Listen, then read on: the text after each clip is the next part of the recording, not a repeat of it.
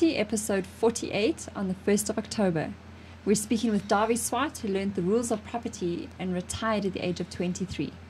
Thanks for listening.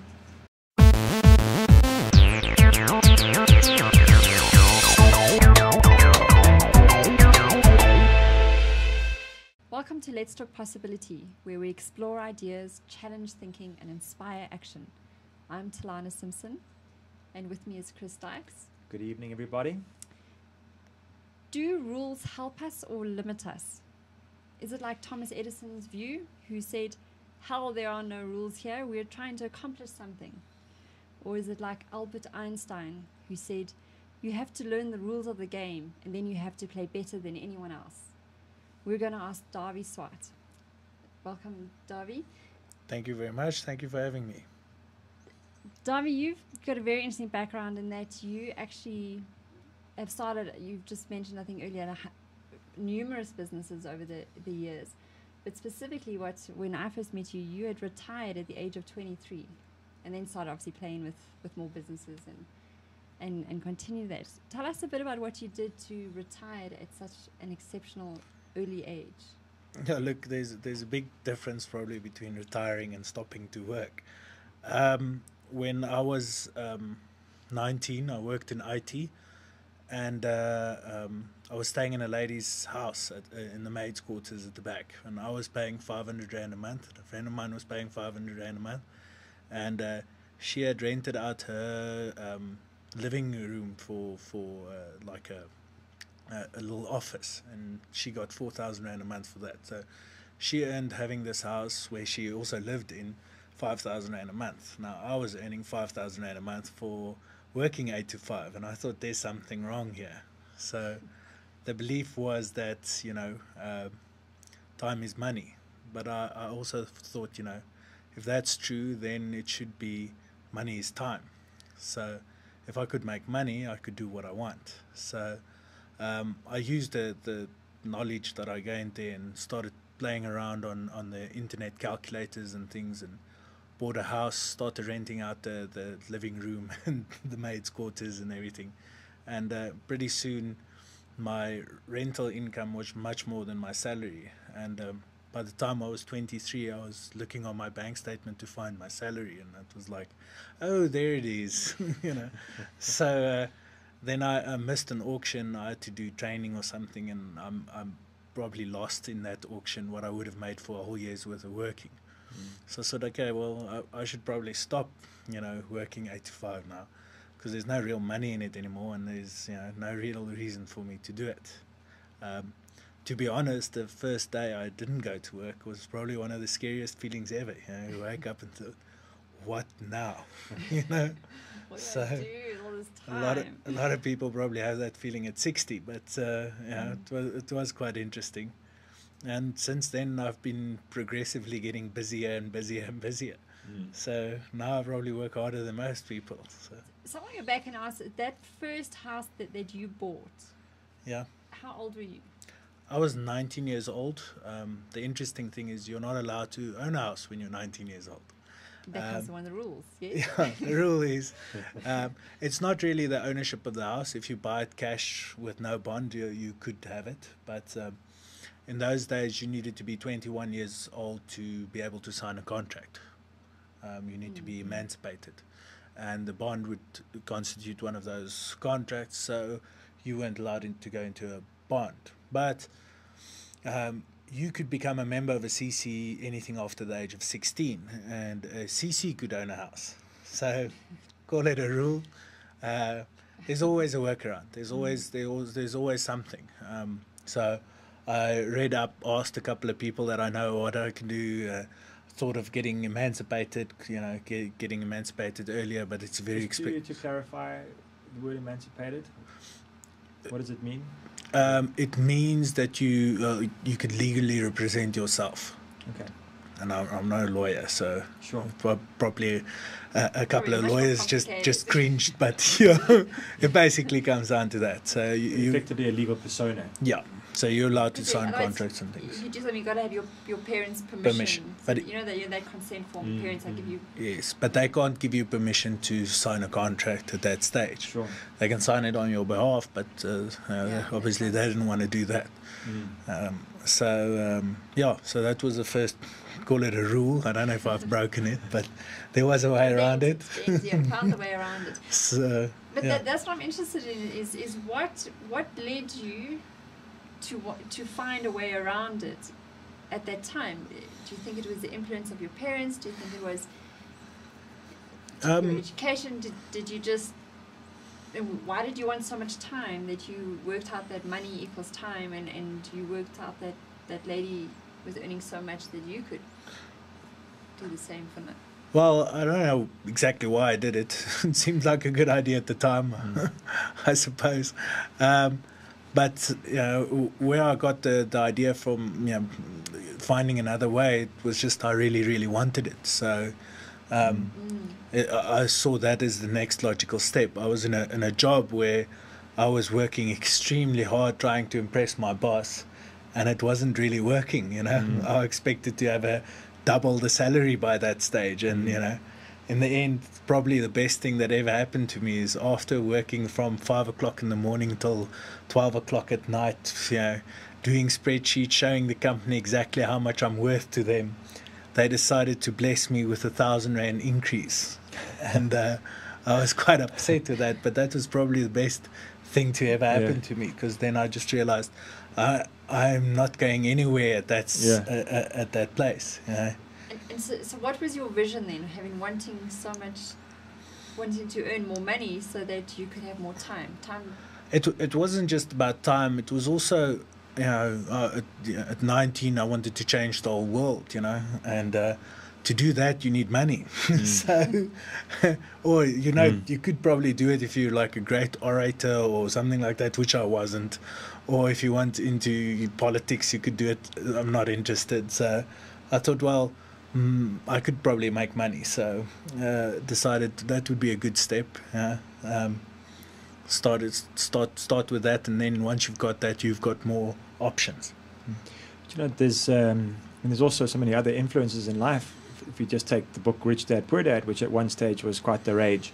Yeah. And I mean, they're talking about the use of property as a mechanism of earning annuity income. Sure. And so maybe there's some other influences in your life that played a role in the direction that you took. Yeah, look, my parents were great. My dad, I think he's actually been on the show. Yes. We have had Dawie Swart Senior on the show. He's much more into how the mind works and how people work and that. So they've been very good we're four brothers, and you know. And do you think that his influence played a role when you were even a lot younger? Or did it sort of start coming to the fore as you started getting older and started getting more involved in life decisions? Probably more when I was older. My mother as well. A lot of it's just plain what my dad said. It's your not personality, but your that who you are. Yeah. So I was probably 6 years old, and I sold my dad's lawnmower to the neighbor for 50 cents, you know, and he came back and asked if this deal was really true, so I had to give back the money. But so there's a lot that was just me from the beginning, the whole entrepreneurial thing. My mom's also started a ton of businesses. Every time we moved, you know, that she started something else. Sure. And, she's also been a great influence. More. So having those role models then obviously got you to think, well, there must be another way. When you came across the first hurdle, which was, well, I'm not old enough to sign a bond. Yeah. So did you do a lot of research then to find about the CC? Look, asked around is probably the best thing. Spoke to a couple of lawyers. Obviously, the agent also wanted the deal through, but she didn't have a clue, you know, But the lawyer that did the transfer, he knew a couple of things, and a friend of mine's father was a lawyer, so I could ask him, and he had a friend that is a lawyer, so it was thrown around quite a lot. But very few people actually know that you're not allowed to own property before 19. They're busy changing it now. I think the new age is going to be 18 for emancipation, so I'm not sure if that's true. Look at the time you're allowed to kill somebody as part of your conscription service, but so many things you weren't allowed to do at that age. Look, I missed that. I missed the whole conscription thing. I was too young.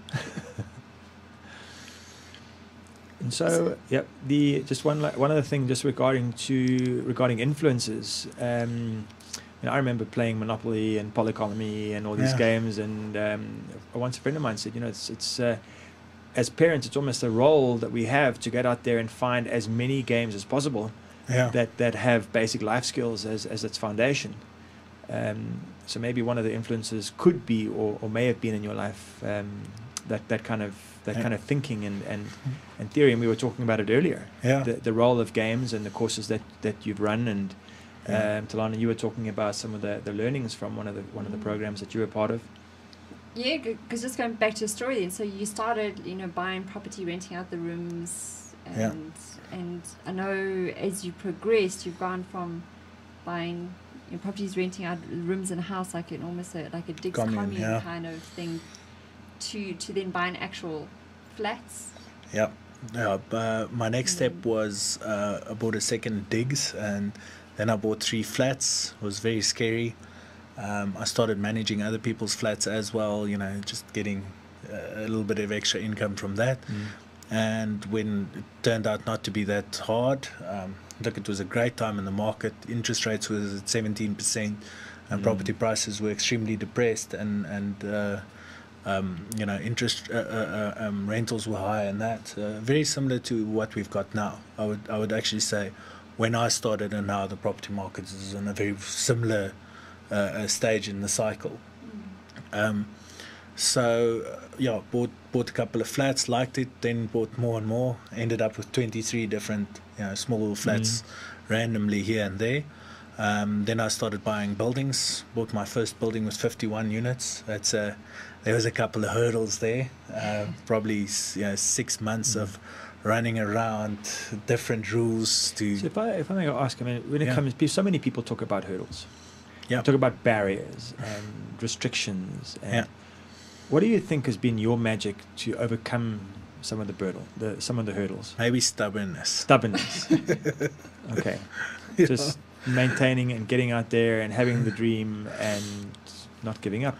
Look, the big thing is not to give up. It's really hard, sometimes, because you feel like you've tried every avenue, and still today I could probably give you 10 deals that I've got at the moment where I feel like I should give up, but I just don't. And every deal that I've ever done, I had to feel at some stage that, is it really worth it? I have a friend that bought his first building, and he said, "Gee, I've just made 300,000 rand." I said, "Listen, there's some time that's going to pass, but let me promise you this. The day that they put that 300,000 rand in your account, you're going to ask yourself, was it really worth it?"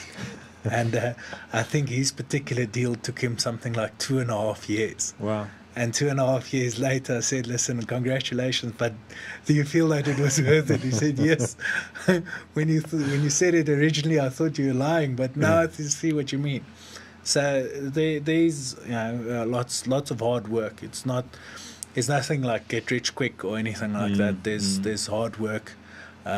It's not just easy pickings. And I bet you got really good negotiation skills right now, I'd say, and also people skills, because you must have to deal with a lot of people, everyone from the people at the bank to the actual tenants in the building to the owners that you. I think some of the buildings you then sectional title them and sold all those units. Yes.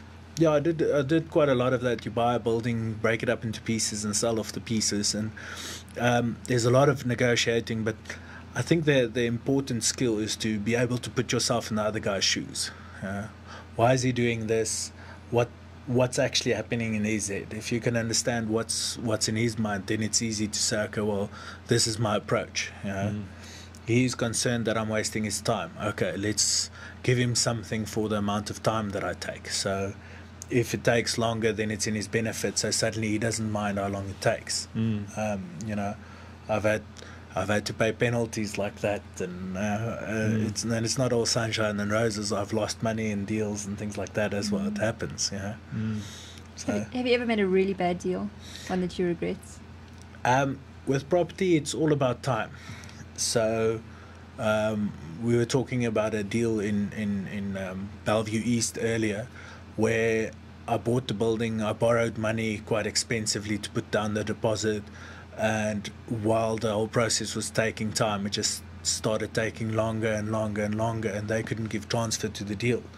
And I sat with expensive debt. And in the end, I probably lost about 300,000 Rand on the deal.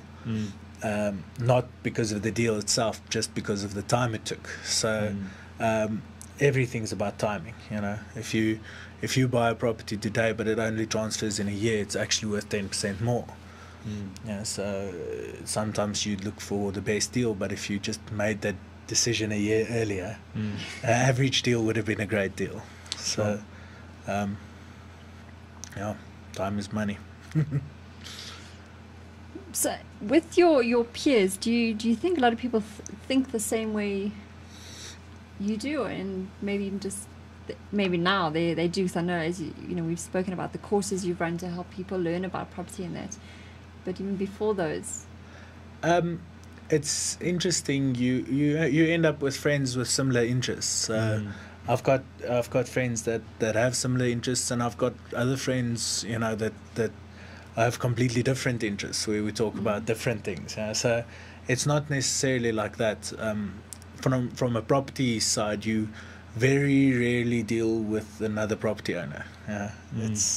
It's not somebody you run into. You might buy something from them or sell something to them, but it's very rare to network. But you'll find that you know the same lawyers, you know the same you know, brokers and that type of thing. So I was thinking more like the kind of thinking. So because why weren't your friends, when they saw you buying the CC when you were 18 and getting a property, were your friends doing that as well? Actually, one of the biggest mistakes in my life is I forced them to get into property as well. So everybody that knows me have at least 2 flats. The problem is that if you don't have the energy and the will and the drive and the actual interest in it, you know, so for them it's an absolute nightmare. You know, it's just one more thing to worry about. Where for me, it would be the stepping stone to the next big thing. Most of them have bought it and sat with it and hate every minute of it, and you know, and they really have great deals. But you know, so and maybe there's a good deal to buy it back from these guys. I would have actually really considered it, but the problem is, it would be going back to where I was 10 years ago. Sure. So, and I suppose ultimately people have to take accountability for the decisions that they take. Yeah, and maybe they learn still. Maybe. Who knows? Maybe. So then, I mean, in the process, what would make you different to them? If we can go back to the rules, even if you might be breaking some of the not so much written rules, but more of the society rules, would that be a fair comment to make? And do you think it's that a lot of people that would have achieved success in different realms of life maybe have this kind of characteristic? I learned a lot about how other people invest through exercise. I hate exercise. I hate every second of it. Yeah. Okay? I pay a lady to come to my house to chase me around the block every day. Okay, and I still hate it. I've been doing it for 5 years, and I hate every second of it. Yeah. And no matter what she does, no matter every morning when I wake up, I hate the next hour. Yeah. And I really try to get into it, but I don't. Yeah. And for me to like exercise is to get one of these people to like investment. It's very hard. For me, reading a book on it is awesome. You know, I found out there was a university course, and I just studied the whole thing just for fun. And with other people, if you're not interested in it, accounting, if you can't do accounting, you can't do it, and to do it is torture. Yeah, so a lot of it, I think, is actual interest in the subject. And if you don't, I would suggest do the bare minimum. I always say it's like brushing your teeth. It's like me getting chased around the block. You know, there's a certain level of financial knowledge that you need. Know how to invest into a Citrix account.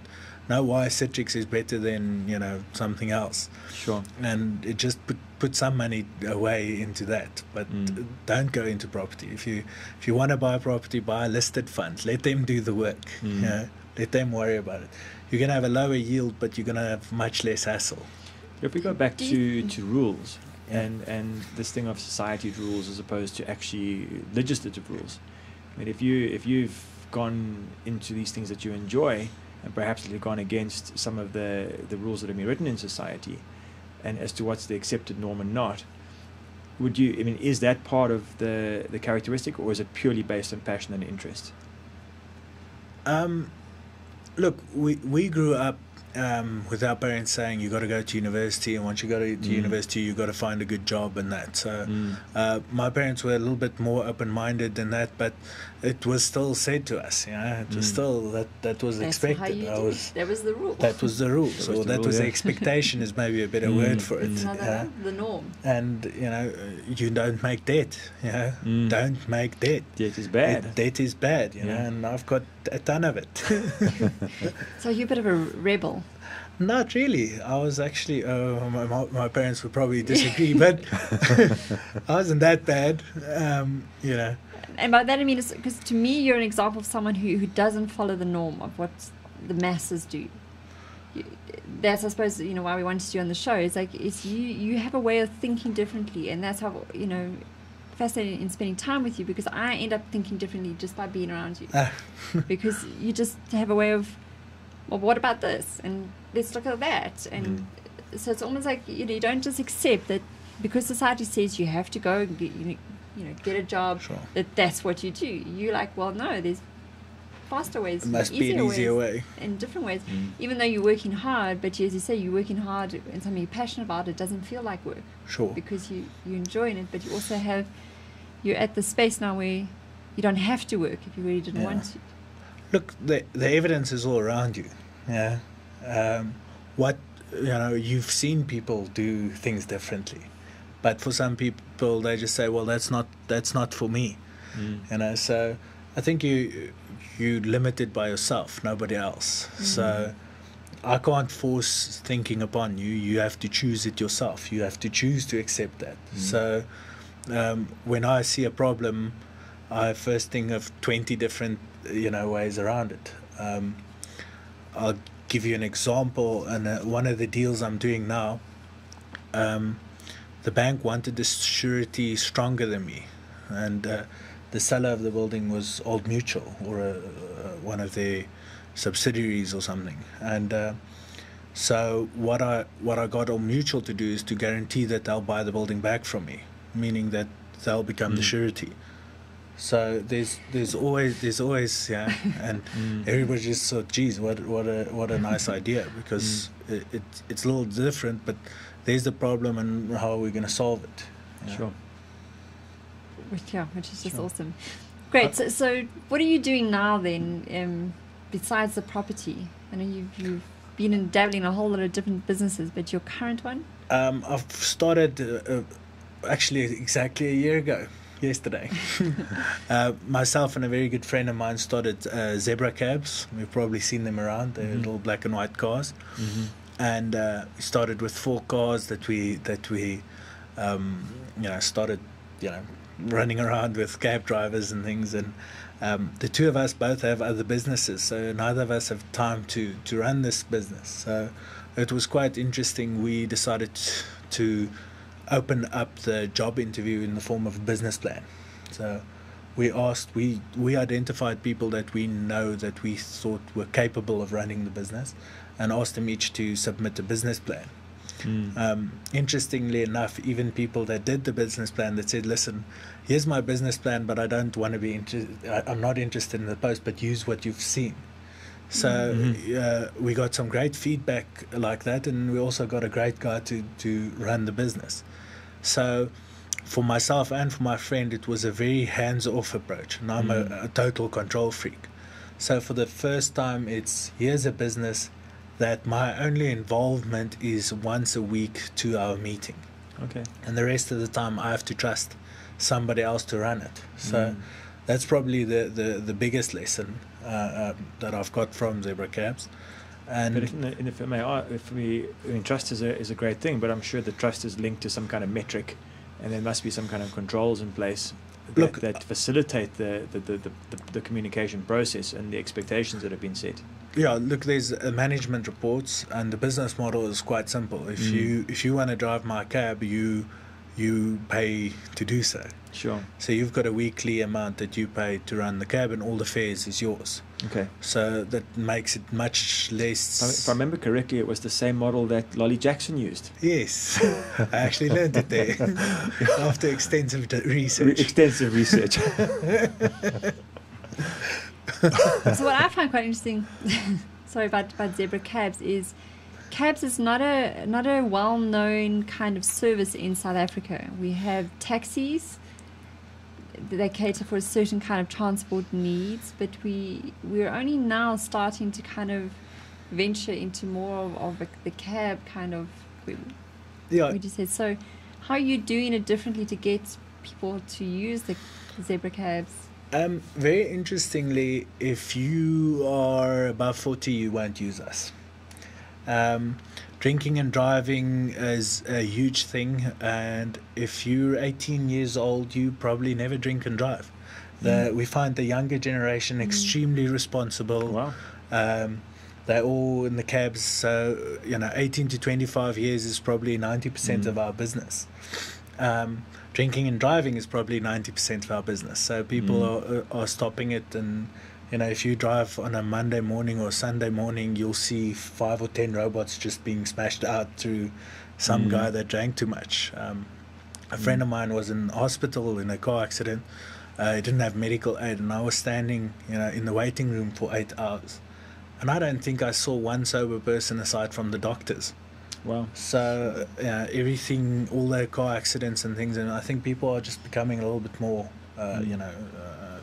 responsible. In terms of the business plan, your environmental factors like governance and the more and more presence of the police on the roads is obviously a great contributing factor to your success. And our new Gautrain, kind of like people taking the train and then they need to get somewhere. But that's also one of the things that there's no real place to go. You get on the train and you get off, and what do you do then? So this for me is an example then of you being able to see an opportunity or a need, a problem that people, and then finding the solution. Yeah, look, that's very much how Richard Branson does it as well. Or see a current business and say, hey, I can do this better.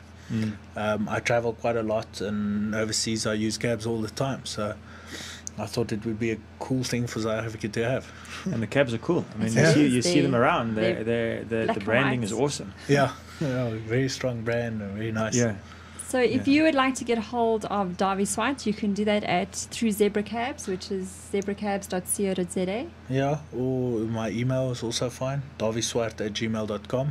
So Dawie I don't mind giving advice and whatnot. @gmail.com. Next week we are speaking to Alex Harris about pushing limits. That should be an interesting show. But yeah, if you'd like to interact with us more about rules and how you see them, and any questions that you have for Dawie through us, just get in touch with us on Facebook, or you can tweet us on LT Possibility. Otherwise, from us, I think that we just, anything you want to say in your passing? No. Sum it up, as in Winston Churchill. Never, never, never give up. And as you said earlier, never give up. Yeah, exactly. So never give up, and don't just think it, go and do it.